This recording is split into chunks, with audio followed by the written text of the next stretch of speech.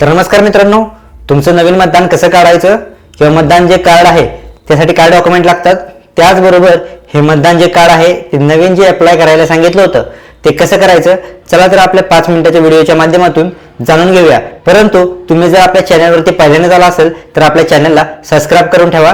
तुमच्या मोबाईल मधून play store open करायचं आहे. प्ले स्टोर वरती सर्च करायचं आहे ECI नेट हे ऍप्लिकेशन पहा. हेच ऍप्लिकेशन आपल्याला इन्स्टॉल करायचं आहे. हे ऍप्लिकेशन इन्स्टॉल करून याला ओपन करायचं आहे. ओपन केल्यानंतर अशा पद्धतीने इंटरफेस तुम्हाला दिसणार आहे. याच्यामध्ये पहिला जो ऑप्शन आहे वोटर रजिस्ट्रेशन फॉर्म्स, हा जो पहिला बॉक्स दिसतोय त्यावरती क्लिक करायचा आहे. वोटर रजिस्ट्रेशन फॉर्म वरती क्लिक केल्यानंतर अशा पद्धतीने इंटरफेस दिसेल. हा जो पहिला आहे form number 6 new voter registration, त्या ऑप्शन वरती क्लिक करायचं आहे. क्लिक केल्यानंतर तिथे तुम्हाला विचारेल की तुम्ही मोबाईल नंबरने लॉग इन करा. जर तुमचं इथे अकाउंट असेल तर तुम्ही मोबाईल नंबर टाकून सेंड ओटीपी वरती क्लिक करा. जर अकाउंट नसेल तर न्यू युजर वरती क्लिक करा आणि नवीन अकाउंट उघडून घ्या. नवीन अकाउंट उघडण्यासाठी न्यू युजर वरती क्लिक करा. आपला मोबाईल नंबर टाका, त्यानंतर सेंड ओटीपी वरती क्लिक करा.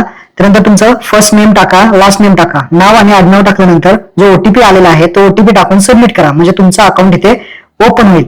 पहिली प्रोसेस तुम्हाला समजली. तुमचं जर अकाउंट असेल तर तुम्ही मोबाईल नंबर टाकून ओटीपी टाकून लॉग इन करा आणि अकाउंट जर नसेल तर तुम्हाला अशा पद्धतीने इथे अकाउंट उघडायचं आहे. नाव वगैरे ओटीपी वगैरे टाकून आणि सबमिट करायचं आहे. इथे सबमिट केलं की युजर क्रिएटेड सक्सेसफुली झालं, म्हणजे अकाउंट उघडलं. तर अकाउंट उघडल्यानंतर मोबाईल नंबर टाका, सेंड ओटीपी वरती क्लिक करा आणि आता आपण लॉग इन करूयात. लॉग इन करायचं आहे. लॉग इन केल्यानंतर अशा पद्धतीने इंटरफेस दिसेल.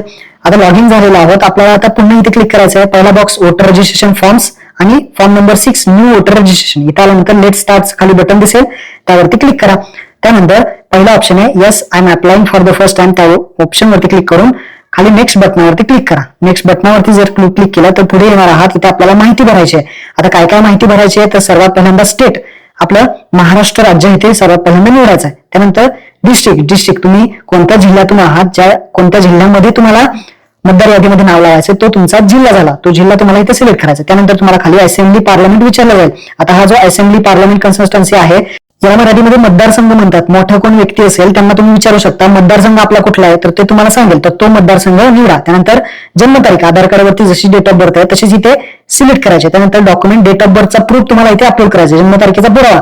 मग तुम्ही बर्थ सर्टिफिकेट देऊ शकता, आधार कार्ड देऊ शकता, पॅन कार्ड देऊ शकता, ड्रायव्हिंग लायसन्स देऊ शकता, 10वी-12वीचं मार्कशीट सुद्धा देऊ शकता किंवा पासपोर्ट देऊ शकता किंवा अदर काही डॉक्युमेंट सुद्धा देऊ शकता. यापैकी एक ऑप्शन तुम्ही सिलेक्ट करू शकता. यापैकी एक निवडा आणि अपलोड करा. मी आधार कार्ड निवडलंय. आता इथे क्लिक टू अपलोड हा जो बॉक्स आहे त्यावरती क्लिक करा. गॅलरी मधून तुमचं जे काही आधार कार्ड आहे ते इथे पहा, अशा पद्धतीने अपलोड करा. त्याचा फोटो वगैरे काढून तुम्ही स्कॅन करून सुद्धा अपलोड करू शकता. इथे अपलोड झालेलं आहे. अपलोड झाल्यानंतर खाली नेक्स्ट बटनावरती क्लिक करा.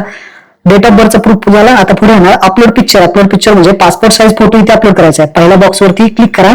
जो काही पासपोर्ट साईज फोटो आहे तो गॅलरी मधून सिलेक्ट करा आणि इथे पहा अपलोड झालेला आहे. त्यानंतर खाली सिलेक्ट जेंडर मेल आहे का फिमेल आहे ते इथे सिलेक्ट करा. त्यानंतर नेम, नाव टाकायचं आहे. नाव टाकताना लक्षात ठेवा आधार कार्डवर जसं नाव आहे तसंच इथंच पूर्ण टाकायचं आहे, नाहीतर तुम्हाला ई साईनला प्रॉब्लेम येईल नंतर. तर व्यवस्थित लक्षात घ्या, नेम टाकताना पूर्ण नाव आधार कार्डवर जसं आहे तसंच इथे टाकायचं आणि मराठीमध्ये इथे ऑटोमॅटिकली येईल, तर पुन्हा ते मराठीमध्ये सुद्धा दुरुस्ती करू शकता. सरनेम काही टाकायची गरज नाही. इथे जे नेम आहे ना इथेच तुम्हाला पूर्ण नाव टाकायचं आहे. तुमचं नाव, वडिलांचं नाव, आडनाव इथेच टाका. बाकी खाली काही टाकू नका.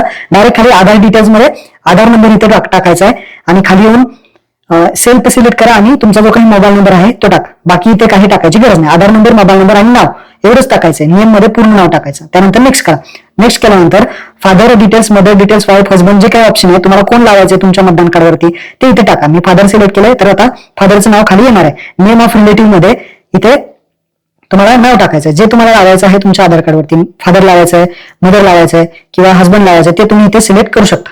त्यानंतर आता मी फादर सिलेक्ट केलंय त्यामुळे इथे फादरचं नाव इथे टाकणार आहे. नेम ऑफ रिलेटिव्ह मध्ये तुम्ही जे काही नाव आहे, आडनाव आहे त्या पद्धतीने टाकू शकता. लास्ट नेम मध्ये आडनाव टाकायचं. त्यानंतर खाली नेक्स्ट करायचं. एवढंच टाकून नेक्स्ट करायचं. आता ऍड्रेस विचारला जाईल. जर तुमचा ऍड्रेस जिथे तुम्ही राहताय, तुमच्याकडे पुरावा काय आहे, ज्या ठिकाणी तुम्ही राहताय, ज्या ठिकाणी नाव लावायचं तोच ऍड्रेस टाकायचा. ज्या गावामध्ये तुम्हाला नाव लावायचं त्याचा हाऊस नंबर, बिल्डिंग नंबर असेल, एरिया असेल, गावाचं नाव असेल, सिटी, पोस्ट ऑफिस असेल, कुठलं पिनकोड असेल, त्यानंतर तालुका असेल, सगळी माहिती इंग्लिश आणि मराठीमध्ये दोन्ही टाकायची आहे. आणि त्याचा आता जो ऍड्रेस टाकलेला आहे त्याचा पुरावा आपल्याला लागणार आहे. मग पुराव्यामध्ये तुम्ही काय काय देऊ शकता इथे पहा. Select address proof details. Address proof मध्ये तुम्ही वॉटर कनेक्शन बिल असेल, इलेक्ट्रिसिटी बिल असेल, गॅस कनेक्शन बिल आहे, आधार कार्ड सुद्धा देऊ शकता, करंट पासबुक देऊ शकता, नॅशनल बँकेचा पासपोर्ट आहे, अशापैकी यापैकी कोणतंही तुम्ही देऊ शकता. तर इथे मी आधार कार्ड सिलेक्ट केलं. आधार कार्ड सिलेक्ट केल्यानंतर खाली क्लिक हेअर टू अपलोड वरती क्लिक करायचं. गॅलरीमधून आधार कार्ड मी इथे अपलोड केलंय. तुमच्याकडे जे काही ऍड्रेस प्रूफ आहे ते तुम्ही इथे अपलोड करू शकता. खाली यायचं, इथे बाकी काहीही करायची गरज नाही, हे सोडून द्या आणि खाली नेक्स्ट बटनावरती क्लिक करा. बाकी काहीच इथे टाकू नका. बाकी खाली नेक्स्ट बटनावरती क्लिक करा. नेक्स्ट बटनावरती क्लिक केल्यानंतर इथे तुमचा जो काही जिल्हा असेल तो जिल्हा निवडा. त्यानंतर गावाचं नाव इथे टाका. त्यानंतर I am ordinary resident at the mention address since, इथे डेट टाकायची आहे. कधीपासून तुम्ही या ऍड्रेसवरती राहताय ती डेट टाकायची आहे. जो ऍड्रेस तुम्ही टाकलाय त्या ऍड्रेसवरती कधीपासून राहत आहात ती डेट तुम्हाला इथे टाकायची. खाली यायचंय, खाली नाव टाकायचंय पूर्ण आणि नेम ऑफ द ऍप्लिकंट, तिथं तुमचं पूर्ण नाव आणि प्लेस ऑफ ऍप्लिकेशन मध्ये तुमच्या गावाचं नाव किंवा शहराचं नाव टाका आणि खाली डन बटनावरती क्लिक करा. डन बटनावरती क्लिक केलं की हा फॉर्म तुम्ही जो भरलेला आहे त्याची सगळी माहिती दाखवली जाईल. सगळी माहिती एकदा चेक करायची आणि सर्वात खाली यायचंय, तुम्हाला एक ऑप्शन दिसेल ई साइन अँड सबमिट, या ऑप्शनवरती क्लिक करायचं आहे. नवीन प्रोसेस आलेली आहे. ई साइन अँड सबमिट वरती क्लिक केलं इथे एक ऑप्शन येईल, त्यावरती तुम्हाला क्लिक करायचं. इथे ई साइन वरती क्लिक करायचं. ई साइन वरती क्लिक केल्यानंतर ही नवीन प्रोसेसमध्ये आपल्याला आधार नंबर विचारला जाईल. इथे कंपल्सरी ही प्रोसेस करायची आहे. इंटरव्ह्यूवर आधार नंबर जो असेल तो इथे टाकायचा आहे. सेंड ओटीपी वरती क्लिक करायचा आहे. जो आधारला नंबर लिंक असेल त्यावरती ओटीपी येईल, तो ओटीपी इथे टाकायचा आहे. त्यानंतर ऍक्सेप्ट करायचं आहे आणि खाली सबमिट बटनावरती क्लिक करायचं आहे. तर इथे ऍक्सेप्ट करून सबमिट करा. सबमिट केल्यानंतर आपली ई साइनची प्रोसेस इथं कम्प्लीट होईल.